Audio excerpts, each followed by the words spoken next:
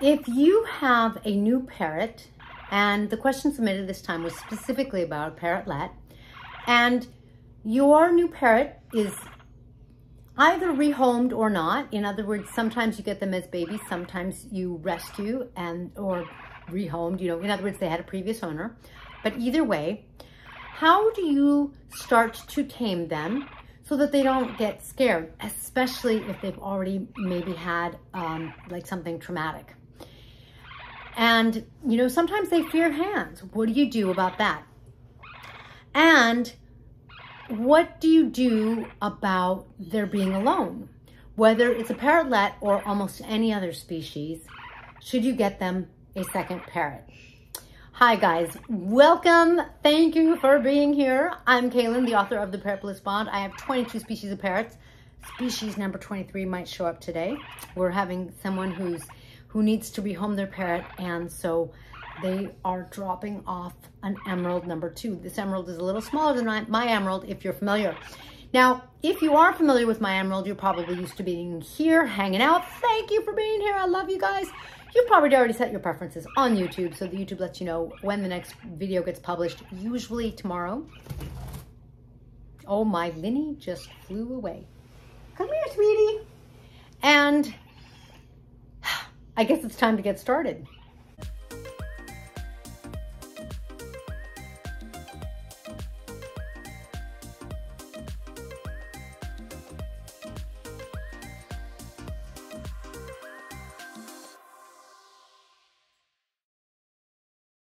Okay, so this here is Chalk, and Chalk is a linealated parakeet, and I'm hanging out, well, I was hanging out with Chalk. Chalk isn't hanging out with me. And this is my Pionis. Ale is hanging out with me. Again, welcome guys. Thank you for being here.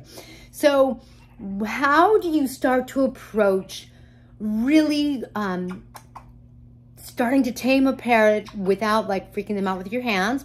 By the way, make your hand the best thing in the world. Put seeds in it.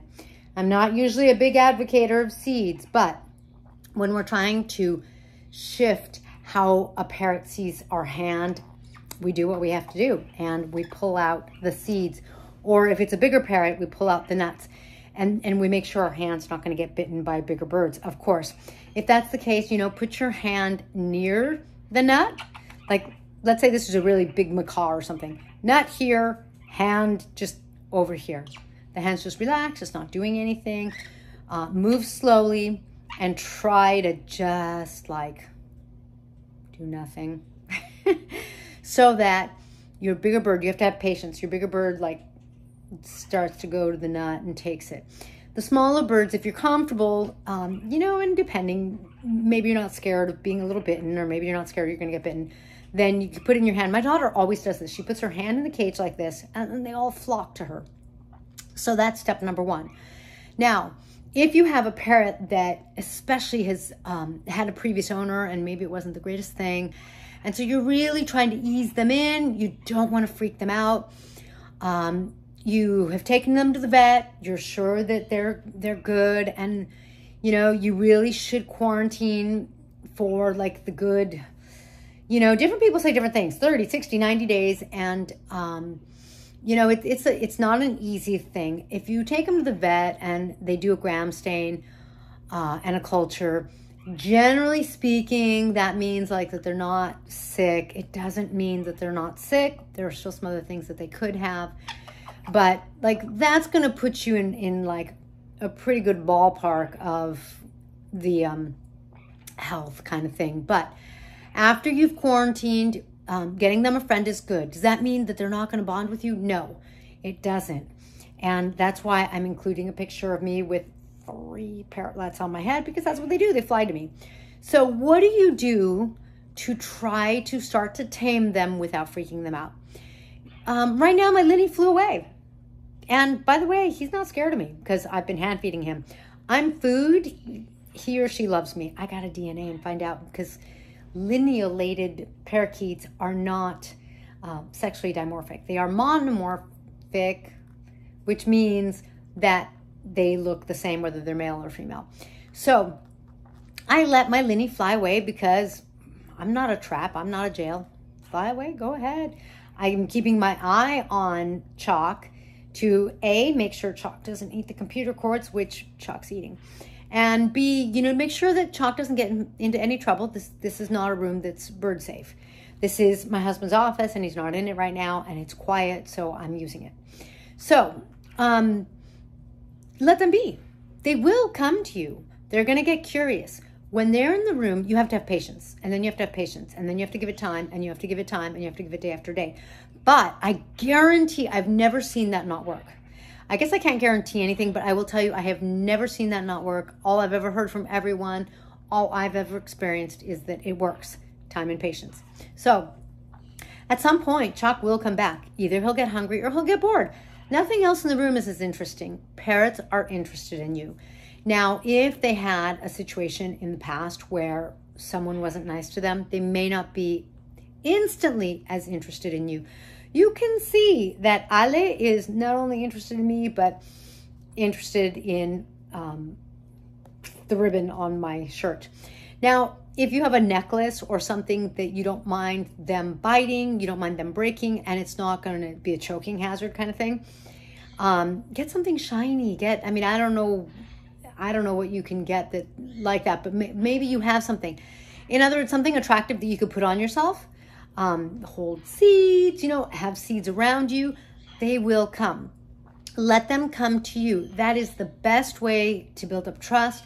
That is the best way to show them that, you know, they start to go like, oh, you know, around her, there's like things I like. Ribbons, seeds, food, singing, talking.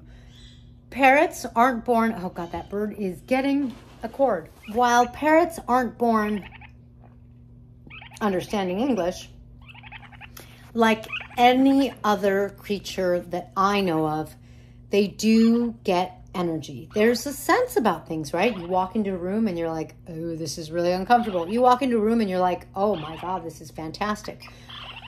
Places like amusement parks rely on that. You go in and it's the happiest place on earth, and you're supposed to feel it the minute you go in. Animals are the same. You know, they're trained, or whatever you want to call it, they're programmed so that they go in somewhere and they're like, danger, and they turn around and they walk out. Do they always know? Of course not. But my point is, there is a certain amount that they really can sense the vibes that they can pick up. So when you sit there and you're loving around your bird and you're like, oh my goodness, you're so healthy. What a healthy little birdie. Yes, you are. What a sweetie little thing. They'll pick up on it. Oh, sorry, he wasn't in the picture, or she. I'm wondering if it's going to be a he. I keep saying he. I need a female. Hello, Chalk. Hi, baby. Hi, baby. Hello, Chalk. Do you see how Chalk is already sort of like listening? Now, maybe, who knows? Maybe that's because I've been hand feeding Chalk. Maybe not. They pick up. They have a sense. You know, they can be happy. They can be unhappy kind of thing. No, they're not going to have emotions to the degree that we do, but just let your parrot be. As best you can, let them be out and around you. Now, if your parrot's wings are clipped, sometimes when we get them from a rescue or wherever, their wings are clipped. And whether you agree with that or not, it is what it is. If they're clipped, they're clipped. And until they grow out, there's nothing you can do about it. So I really am sorry to say it, but you'll have a leg up because you could put them on a perch close by you. And I would put them on a perch close by, and I would try to have the perch sort of have a T so that they could be like on the furthest part of the T and get away from you, or they can like scoot over and come see you. And then I would have treats somewhere on the T so that just being around me, it's sweet. Not sweet in taste, but sweet because they're seeds, right? It's nice, it's enjoyable. I would play music around me, or parrots love music sound or water sounds. You can relax your parrot by playing like rain sounds or like river or ocean sounds. Maybe not ocean. I would do rain or river kind of thing. And that's something that you're adding to the ambiance, but I would add it to the ambiance when they're with me, because I'm trying to really manipulate in a positive way my new bird's perception so that they're relaxed, they're comfortable, and they're starting to understand that I'm providing a good environment. I'm providing a good home. I'm providing love. I'm providing really a place for us to bond. So when they're not with me, like at night, or if I'm out in their cage, I would have no music. Honestly, I wouldn't have the seeds or the nuts. I would take those out.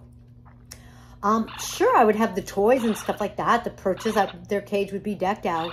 But then when they're with me, I would make it as wonderful as possible. And don't forget, you want to try to have them with you for hours. When I have tamed parrots, I tamed a green cheek. One of the parrots I tamed was green cheek conure. Exceedingly well I did with him. I was with him for like 5 or 6 hours a day. I had him on a harness 5 or 6 hours a day.